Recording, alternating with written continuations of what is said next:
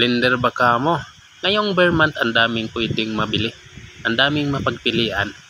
Kagaya nito, mayroon tayong Astron Blender. Kung pamilyar nyo yan.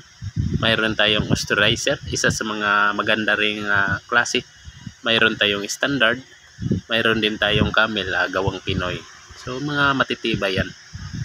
Unlike dito, napakalaki ito. Tiknogas. So bagong labas lang to mga idol. So kung gusto nyong bumili ng kagaya nito, ito pwede to siya pang negosyo talaga. Laki. Yung maliliit na blender, kadalasan pang bahay lang yun, pang personal. Ito pwede siya pang bahay, pwede rin pang negosyo. Kasi mayroon to siyang 1,680 watts. Ibig sabihin, kahit maghapon mo siyang gagamitin, kayang-kaya. So hindi siya mag-overheat. Ang laki pa niya. Mayroon to siyang takip. Tinatawag itong soundproof para hindi siya masyadong maingay pag ginagamit. Although may maingay pero hindi naman siya kalakasan. Mayroon tayong small lid, pantakip para hindi masyadong tumalbog. Yung jar cap natin, mayroon siyang rubber sa gilid para hindi masyadong matanggal. Just in case na matumba. Yung jar natin gawa sa plastic. Hindi siya ordinary na plastic kasi ang laki.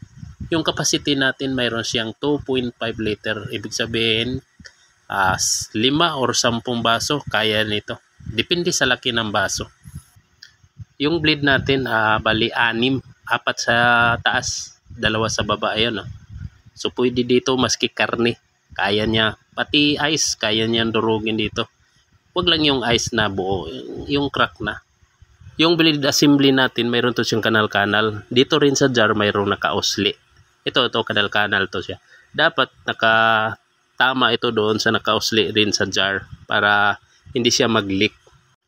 Yung pang-lock natin or bleed lock, kung ano man tawag sa inyo dyan, mayroon to siyang rubber. Dapat hindi siya makalihis yung rubber para hindi siya mag-leaking kung lalagyan mo ng tubig. Ayan, pihitin mo lang siya. Yung natin, jar assembly, di kagaya nito, yan ang pudpud na. Sa atin bakal ito plastic Ayan yung ibang brand to plastic. Lalo na to, rubber. So sa atin, di kagaya nitong plastic, ito bakal talaga. So pang heavy duty. Dito sa kanyang jar, sa puwitan, mayroon tong naka-osli. Yung naka-osli dito, yan tatama sa ating jar pad. Mayroon tong switch Ito, yung jar pad natin, may switch yan. Dapat nakatama yung naka-osli doon sa jar. Kasi hindi aandar. Maski nilagay mo dyan, hindi siya aandar kapag hindi siya tumama dyan. Yung jar, natin, ito, napakatibay din kasi bakal talaga. Hindi siya plastic. Yung iba kasi plastic lang yung pang personal use lang. Di kagaya nito, pangalan pa lang video na. Dito tayo sa kanyang function, ito yung switch, ito yung speed, ito naman yung pan-turbo. Ayan Try nga natin.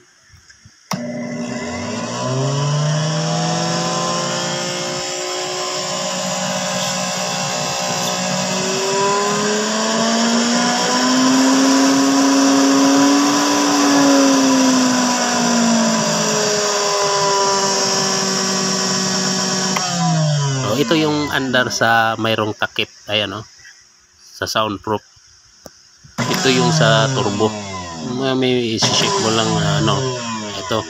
Pero may takip yung natin ito. Nilagyan natin ng takip. Kasi gusto kong i-compare yung wala namang takip. Ito, andar natin. Walang takip. Try natin na walang takip.